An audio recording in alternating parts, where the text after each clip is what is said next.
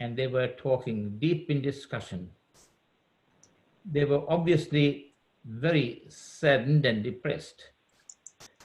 They had great hopes of this man, this prophet, powerful in deed and word before God and the people. He would be the one that was going to redeem Israel, bring back the glory of Israel from the past. And yet their hopes seemed to be dashed by the events that took place on the cross. Maybe they still believed something was going to happen. So they waited till the third day. Third day, nothing had happened. So they set off in great despondency back on their way back from Jerusalem to Emmaus. And they were talking about what were all these rumors we had. The women, they seem to have heard something. Was it their imagination? We know that the body is no longer in the tomb because other disciples found it gone. Jesus knew very well what was on their hearts. He knew very well what they were discussing, but he asked them, what were you talking about? They said, all these things. What things? What things, says Jesus? And so they start to tell him the whole story. And Jesus listens patiently to the whole story and says, oh, find it so hard to believe. And then Jesus opens up the scripture to them.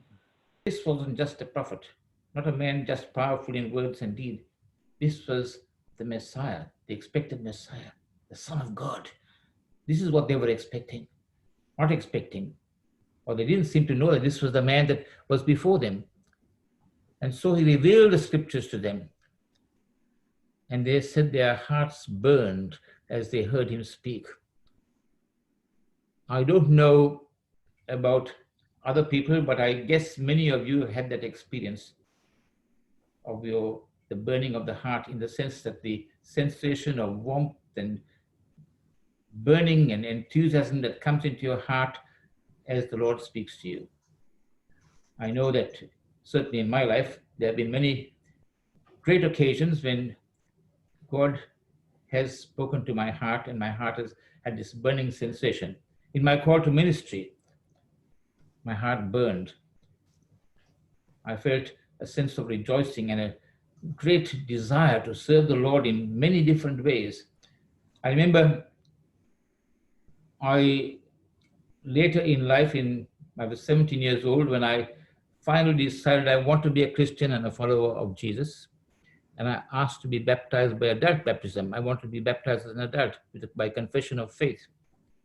So I had to go along to a Baptist minister and go to baptismal classes, and finally was baptized in the Baptist church by immersion.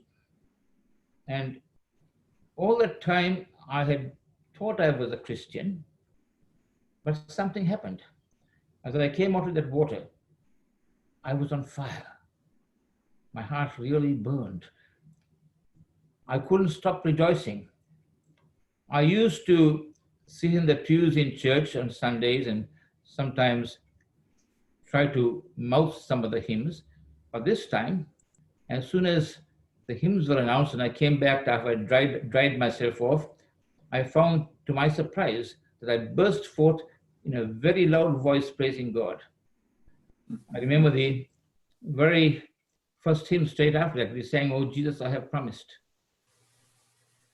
I really was on fire for Jesus. But in this time, Jesus still speaks to us. He still says, what things?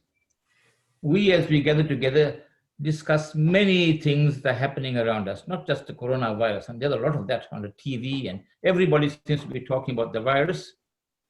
But also, we in the ACC talk about our hopes back in 1977 when the Uniting Church came into being.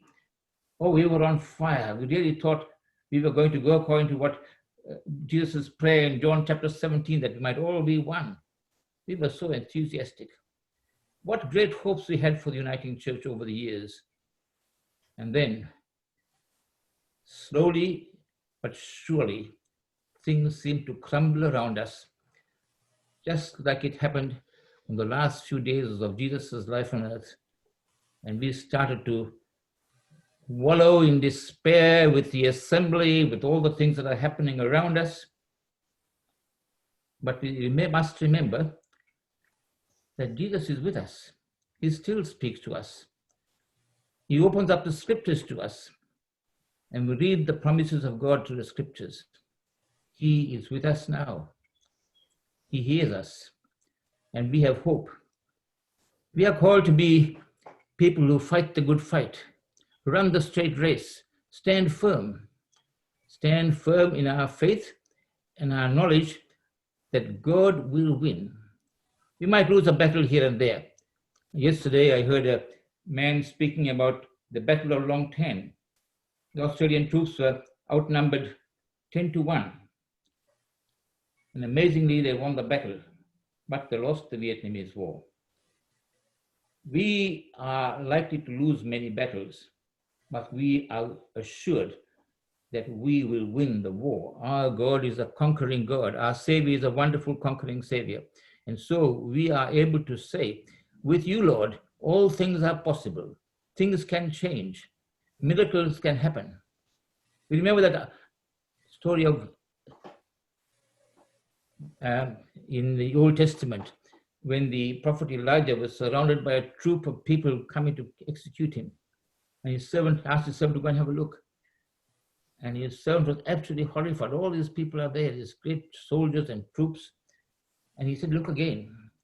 And finally, when he looked, he saw that there were other chariots and troops, far greater in number than the enemy. We need to know that God's troops and chariots are there with us, far greater than the enemy. And so it is with great joy that I say, as the Lord wants us to know, that we are called to carry on. And I just want to read that short bit from 1 Peter chapter 1 in conclusion, which tells us where we are and who we are. And so I need to put on my glasses, if you'll pardon me, because I can't read very well without my glasses. Can't read at all, actually. But in 1 Peter chapter 1, in verses, I think it is verse from memory, love one another deeply from the heart, for you have been born again, not of perishable word, of seed, not of perishable seed, but of imperishable, through the living and enduring word